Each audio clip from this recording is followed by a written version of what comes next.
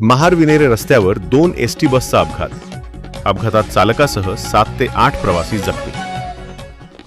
महार-विन्हेरे रस्त्यावर 2 एसटी बसला अपघात झाला.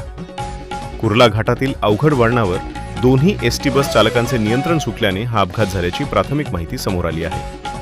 या अपघातात एक एसटी बस झाडावर आदळली तर दुसरी एसटी बस रस्त्याशेजारी घसरली असून अपघातात एसटी चालकासह 7 ते 8 प्रवासी जखमी झाले आहेत.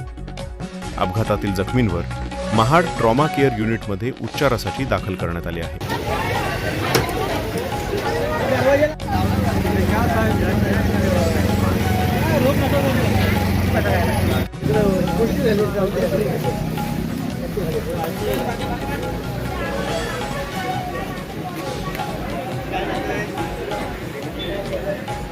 कुठली गाडी आहे?